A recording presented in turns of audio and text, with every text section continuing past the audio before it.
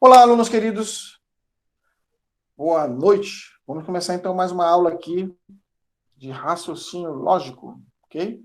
Então, sempre grande satisfação de participar do aprendizado de vocês, da formação de vocês. Nós já vimos o conteúdo de porcentagem, potenciação, razão e proporção, introdução à lógica de argumentação, os conectivos da lei de De Morgan, os conectivos iniciais, né? Então, hoje nós vamos ver aí uma introdução à lógica de argumentação, conectivo ou. Você, prezado aluno, prezada aluna, alunos e alunas, vocês conhecem o emprego do conectivo ou conectivo lógico? Você já ouviu falar de disjunções? Conectivo ou disjunção, tá? Conectivo ou disjunção. Proposições compostas em que está presente o conectivo ou, tá? Então, simbolicamente representado por esse Vzinho aqui, ou da letra grega vel, né? Esse V aqui, então, significa o nosso ou. A sentença, por exemplo, Marcos é médico ou Maria é estudante. Esse ou, essa alternância, uma coisa ou outra, pode ser representado, então, apenas por PVQ, onde P é igual a Marcos é médico e Q, Maria é estudante. Como se revela o valor lógico de uma proposição disjuntiva? Ora, nós fazemos da seguinte maneira, nós já temos uma tabela verdade aqui da disjunção, né, em que é apresentado, no qual é expresso, correto, pessoal, a disjunção por essa tabela verdade aqui, P, Q e P ou Q. Né? Uma disjunção será falsa quando as proposições que a compõem forem ambas falsas. Nas demais proposições, a disjunção será verdadeira. Observa, P verdadeiro, Q verdadeiro, P ou Q verdadeiro. P verdadeiro, Q falso, P ou Q verdadeiro. P falso, Q verdadeiro, P ou Q verdadeiro. P falso, Q falso, P ou Q falso. Então, nosso primeiro caso, na nossa disjunção, então, nós temos aqui, vou ao Senado Federal ou não me chamo Cleidson Feio. Então, meu P, minha primeira proposição é vou ao Senado Federal. E aí ela é verdadeira, porque que realmente eu vou ao Senado Federal. E aqui, nossa segunda proposição, que é não me chamo Cleidson Feio, e ela também é verdadeira. Né? Porque, de fato, nesse caso, podemos dizer que a pessoa que está falando isso aqui é um aluno, né? Um aluno meu, um aluno, qualquer um de vocês. Aí, nesse caso, se realmente essa pessoa, e essa pessoa não sou eu, é esse aluno que está falando, nesse caso, essa proposição também é verdadeira. Um P é verdadeiro, que a pessoa vai realmente ao Senado Federal, e um Q verdadeiro, ou seja, a pessoa realmente não se chama Cleidson Feio, então, essa proposição P ou Q é verdadeira. Segundo caso, então, vimos o primeiro caso, o segundo caso é vou ao Senado Federal ou não me chamo Cleidson Feio. A proposição P, vou ao Senado Federal, agora é falsa. E a proposição Q, não me chamo Cleidson Feio, é verdadeira. Então, nós temos uma proposição, um P ou Q, e Q, né, ou Q, no qual a pessoa que está falando, ela realmente ela não vai ao Senado Federal e está dizendo que vai. Então, essa é uma proposição falsa. E a segunda proposição é verdadeira, porque a pessoa que está falando não sou eu, é uma outra pessoa. Estamos supondo aqui, hipoteticamente, uma outra pessoa falando, não me chamo Cleidson Feio. Então, falso com verdadeiro, P ou Q, verdadeiro. Né? Então, vamos para outra proposição, que é o terceiro caso. Vou ao Senado Federal ou não me chamo Cleidson Feio. P, vou ao Senado Federal, é verdadeira. Que não me chamo Cleidson Feio, é falsa, porque quem está falando essa frase não sou eu. Mas essa pessoa realmente vai ao Senado Federal, então o P é verdadeiro. P é verdadeiro, o que é falso?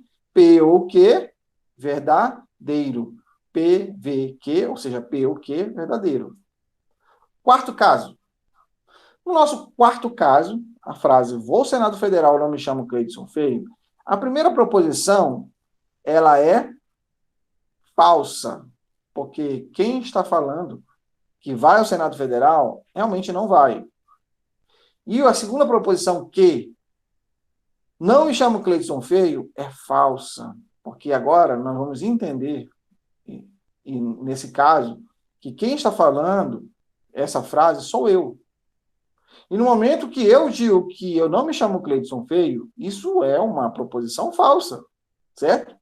E quando eu digo que eu vou ao Senado Federal e eu não vou, isso também é uma proposição falsa. Então, duas proposições falsas, P ou Q é uma proposição, o resultado, uma proposição falsa. Então, nós temos aqui um outro exemplo, só para poder fixar, o nosso exemplo, que diz o seguinte: existe vida fora da Terra, ou 3 mais 3 é igual a 6. Então, a primeira proposição diz o seguinte: P é verdadeiro e Q é falso. Porque aí nós temos o seguinte: P ou Q, verdadeiro, falso, é igual a uma proposição que o resultado é verdadeiro. No segundo caso, P é falso e Q é falso. Se P e Q são falsos, o resultado será falso. P ou Q é falso. Né? Nós temos um terceiro caso aqui, P é falso, ou seja,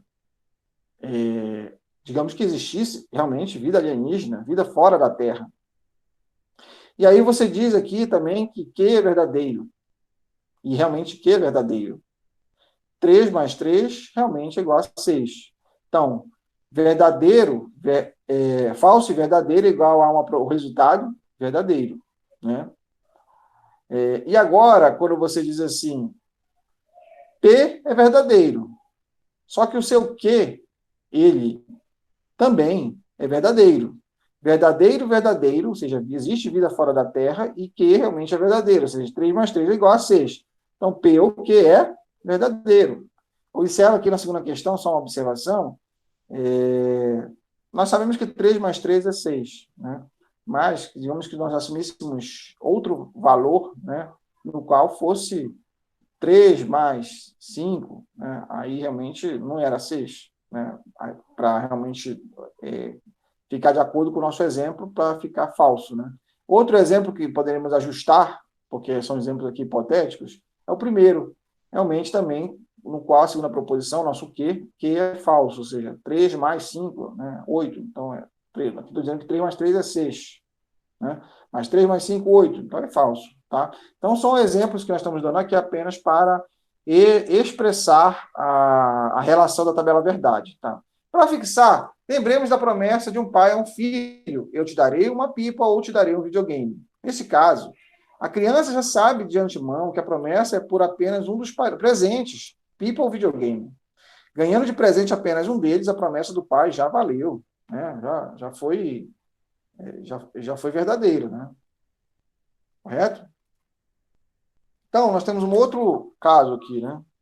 Um outro caso. Neste caso aqui, nós estamos falando o seguinte: se o pai for abastado, né?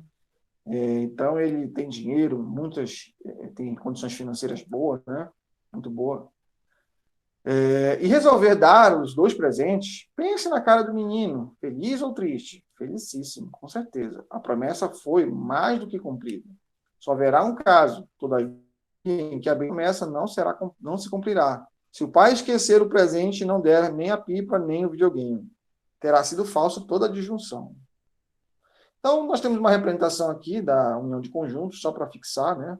E fazer uma representação aqui das possibilidades do ou, do uso do ou, não somente como argumento, mas na teoria dos conjuntos. Se a proposição P e Q forem representadas como conjuntos por meio de um diagrama, a disjunção P ou Q corresponderá à união do conjunto P com o conjunto, do conjunto P com o conjunto Q. Teremos P união Q. Observa que aqui nós temos a união, né? Ou melhor dizendo, o momento em que ocorre, em que P se encontra com o Q, a parte que os termos podem ter termos semelhantes aqui dentro, né? Então é isso, pessoal.